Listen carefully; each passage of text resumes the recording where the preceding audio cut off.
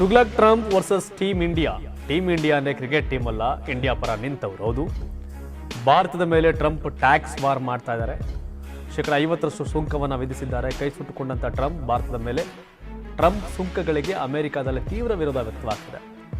US ಕಾಂಗ್ರೆಸ್ನ democratic ಸದಸ್ಯ ಗ್ರೋಗೋರಿ mix ಟೀಕೆ ಮಾಡಿದ್ದಾರೆ. ಭಾರತದ ಮೇಲಿನ ಟ್ರಂಪ್ ಸುಂಕ ಕೋಪ ಅನಗತ್ಯ ಅಂತ ಹೇಳಿದ್ದಾರೆ. ಭಾರತ ಮತ್ತು ಅಮೆರಿಕ ನಡುವಿನ ಸಂಬಂಧಕ್ಕೆ ಮಾರಕ ಇದು, ಈ ರೀತಿಯ ಸುಂಕ ವಿಧಿಸುವುದು ಅಂತ ಕಿಡಿಕಾರಿದ್ದಾರೆ. ಹೌಸ್ ಕಮಿಟಿ ತನ್ನ ಅಧಿಕೃತ ಎಕ್ಸ್ ಅಕೌಂಟ್ನಲ್ಲಿ ಟ್ವೀಟ್ ಮಾಡಿದೆ. ಅಮೆರಿಕಾಗೂ ಸೆಡ್ಡು ಹೊಡೆದಂತ ಭಾರತ ಪರ ನಿಂತ ಚೀನಾ ಟ್ರಂಪ್ ನಡೆಗೆ ಆಕ್ರೋಶ ವ್ಯಕ್ತಪಡಿಸಿದೆ. ಚೀನಾ ರಾಯಭಾರಿ ಕ್ಸು ಫಿಯಾಂಗ್ ಟೀಕಿಸಿ ಟ್ವೀಟ್ ಮಾಡಿದ್ದಾರೆ.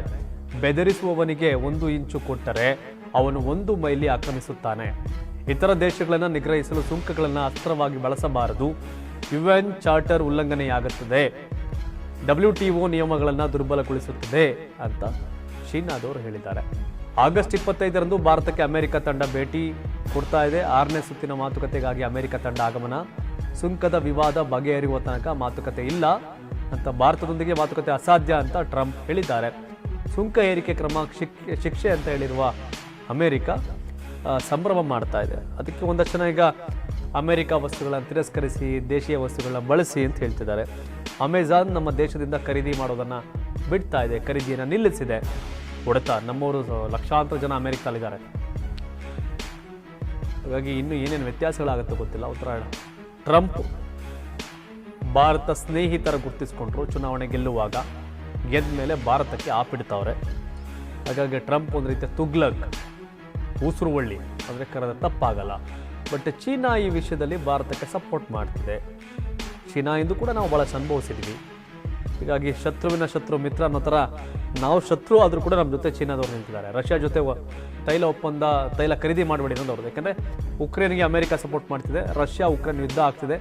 ನಾವು ತೈಲ ಖರೀದಿ ಮಾಡಿದ್ರೆ ಆ ಕಾಸು ಇಟ್ಕೊಂಡ್ರ ರಷ್ಯಾದವರು ಉಕ್ರೇನ್ ಮೇಲೆ ಯುದ್ಧ ಮಾಡ್ತಾರೆ ಅನ್ನೋ ವಾದವನ್ನು ಅವ್ರು ಮಾಡ್ತಾರೆ. ಆದರೆ ಅದೇ ಅಮೆರಿಕ ರಷ್ಯಾದಿಂದ ಒಂದಷ್ಟು ವಸ್ತುಗಳನ್ನ ಖರೀದಿ ಮಾಡ್ತಾ ಇದೆ. ಅದು ಅಂತ ಪ್ರಶ್ನೆ ಮಾಡಿದಾಗ ಅದಕ್ಕೆ ನಂಗೆ ಗೊತ್ತಿಲ್ಲ ಅಂತ ಟ್ರಂಪ್. ಹಾಗೆ ಒಂದು ಹುಚ್ಚು ದೊರೆ ಥರ ಆಡ್ತಿದ್ದಾರೆ ಟ್ರಂಪ್. ಬಟ್ ನಮ್ಮ ದೇಶಕ್ಕೆ ಅಮೆರಿಕದಿಂದ ಒಂದಷ್ಟು ವಸ್ತುಗಳನ್ನು ಖರೀದಿ ಮಾಡುವ ಅನಿವಾರ್ಯತೆ ಇದೆ. ಆ ವಸ್ತುಗಳ ಬೆಲೆ ಏರಿಕೆ ಸಹಜವಾಗಿ ಆಗುತ್ತೆ.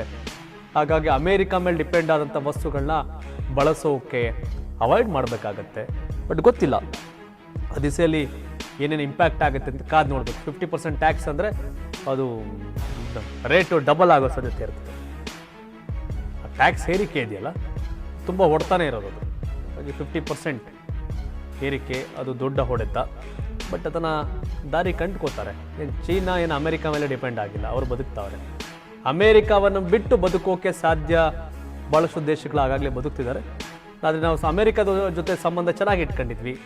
ಈಗ ದೋಸೆ ದುಶ್ಮನ್ ಆಗಿರೋ ಟೈಮಲ್ಲಿ ಎಡವಟ್ಟು ಗೊತ್ತಿಲ್ಲ. ಇತ್ತಗಡೆ ಚೀನಾ ಅಂದರೆ ಚೀನಾದವ್ರು ಹೇಳಿದ್ದಾರೆ, ಬೆದರಿಕೆ 1 ಇಂಚು ಕೊಟ್ಟರು 1 ಕಿಲೋಮೀಟರ್ ಆವರ್ಸ್ಕೋತಾರೆ ಅಂತ. ಚೀನಾದವ್ರ ಜೊತೆ ಮತ್ತೆ ಟೈಅಪರ್ ಅವ್ರು ನಮ್ಮನ್ನು ಬಿಡ್ತಾರ ಅಂತಲೂ ಕೂಡ ಅನ್ಸುತ್ತೆ. ಗೊತ್ತಿಲ್ಲ, ತಾವೇನು ಹೇಳ್ತೀರಿ ಈ ಟ್ರಂಪ್ ಹುಚ್ಚಾಟಕ್ಕೆ, ಚೀನಾ ಆತ್ಮೀಯತೆಗೆ, ಗೆಳೆತನಕ್ಕೆ?